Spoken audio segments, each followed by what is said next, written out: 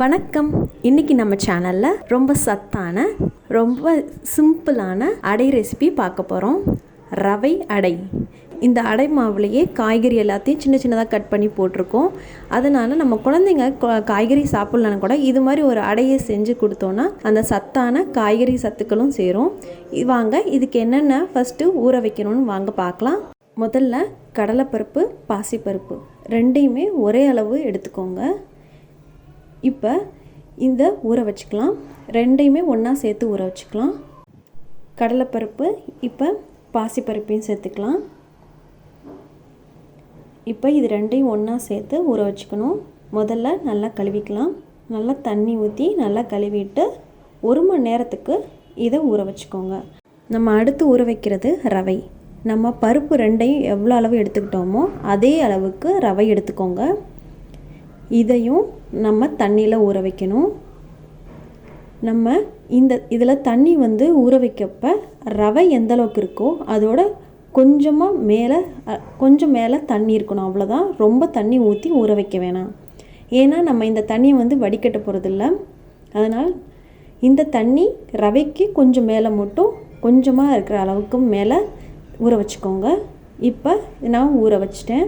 இந்த ரவை 1/2 மணி நேரம் ஊற வைக்கணும். இப்போ நம்ம மிக்சியில் அரைக்கிறதுக்கு என்னென்ன தேவைன்னு பார்த்துக்கலாம். பச்சை மிளகா, கருவேப்பிலை, இஞ்சி, தேங்காய் இது எல்லாத்தையும் மிக்சியில் சேர்த்து இதோட தேவையான அளவு உப்பும் சேர்த்துக்கோங்க. இப்போ நம்ம 1 மணி நேரம் பருப்பு ரெண்டையும் ஊற வச்சுருக்கோம்ல, அதில் இருக்க தண்ணியை நல்லா வடிகட்டிட்டு இப்போ இதை நம்ம மிக்சி ஜாரில் சேர்த்துக்கலாம். இப்போ இந்த பருப்பு எல்லாத்தையும் மிக்சி ஜாரில் சேர்த்ததுக்கப்புறம் தேவையான அளவுக்கு, அதாவது நம்ம அரைக்கிறதுக்கு கொஞ்சம் கொஞ்சமாக தேவையான அளவுக்கு தண்ணி ஊற்றி ரொம்ப நைஸாக அரைக்க வேணாம். கொஞ்சமாக ரவை மாதிரி கொஞ்சம் குறன்னு அரைச்சிக்கோங்க. இந்த அளவுக்கு பதம் இருக்கிற மாதிரி அரைச்சிக்கோங்க. ரொம்ப நைஸாக அரைக்க வேணாம், நல்லா இருக்காது. இப்போ இந்த பதத்துக்கு அரைச்சதுக்கப்புறம் நம்ம 1/2 மணி நேரம் ரவையை தண்ணியில் ஊற வச்சுருந்தோம்ல, இப்போ இதுதான் அந்த தண்ணியில் ஊற வச்சுருந்த ரவை. இப்போ இந்த ரவையில் நம்ம அரைச்சி வச்சுருக்க மாவை இதில் சேர்த்துக்கோங்க. இந்த அரைச்சி வச்சுருக்க மாவை சேர்த்ததுக்கப்புறம் அதோடு சேர்த்து தண்ணி ஊற்ற வேணாம், தண்ணி சேர்க்க வேணாம். நல்லா மிக்ஸ் பண்ணிக்கோங்க. ரவை நம்ம இப்போ அரைச்ச மாவில் நல்லா ஈவனாக மிக்ஸ் ஆகணும். அதனால் நல்லா மிக்ஸ் பண்ணிக்கோங்க.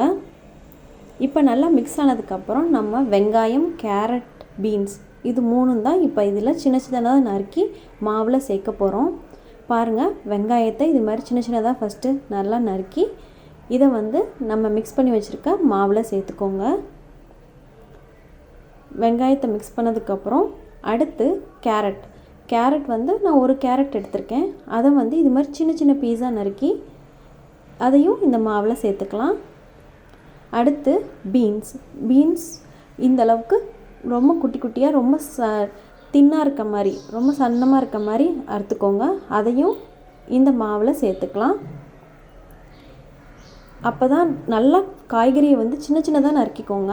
அப்போ தான் நல்லா சாப்பிட்றதுக்கும் தனித்தனியாக தெரியாது. முக்கியமாக குழந்தைங்களுக்கு கொடுக்குறப்ப அவங்க தனித்தனியாக அந்த எந்த காய்கறியும் எடுத்து வைக்க மாட்டாங்க. நம்ம எந்த அளவுக்கு சின்ன சின்னதாக கட் பண்ணுறோமோ அவங்க அதை எடுத்து வைக்காமல் சாப்பிடுவாங்க. அதனாலேயே நல்லா சின்ன சின்னதாக நறுக்கி வச்சுக்கோங்க. இப்போ பாருங்கள், இந்த பதத்துக்கு தான் இருக்கணும். தோசை அளவுக்கு இருக்கக்கூடாது. இதுதான் அடை பதம்ன்றப்ப இந்த அளவுக்கு கெட்டி பதம் இருந்தால் தான் நல்லாயிருக்கும். இப்போ நம்ம அடை செய்ய ஆரம்பிக்கலாம். தோசைக்கல் சூடானதுக்கப்புறம் மாவு எடுத்து இது மாதிரி சின்ன சின்னதாக நீங்கள் ஊற்றிக்கோங்க. அப்போ தான் குழந்தைங்க விரும்பி சாப்பிடுவாங்க.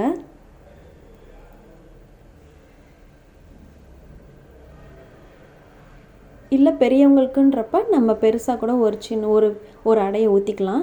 இப்போ குழந்தைங்கன்றப்ப இது மாதிரி செஞ்சிங்கன்னா அவங்க விரும்பி சாப்பிடுவாங்க. இதில் தேவையான அளவுக்கு எண்ணெயை ஊற்றி நல்லா ஸ்ப்ரெட் பண்ணிக்கோங்க. மெயினாக நம்ம இதை காய்கறிலாம் இருக்கிற அளவுனால மூடி வச்சு நம்ம இதை வேக வைக்கணும். மீடியம் ஃப்ளேமில் வச்சுக்கோங்க. இப்போ நம்ம எண்ணெய் தேவையான ஊற்றினதுக்கப்புறம் மூடி வச்சு வேக வச்சிடலாம். இப்போ ஒரு சைடு நல்லா வெந்துருச்சு. இப்போ திருப்பி போட்டுக்கலாம். இப்போ திருப்பி போட்டதுக்கப்புறமும் திருப்பி மூடி வைங்க. அப்போ தான் நல்லா வேகட்டும். முக்கியமாக மீடியம் ஃப்ளேமில் வச்சு செய்யுங்க.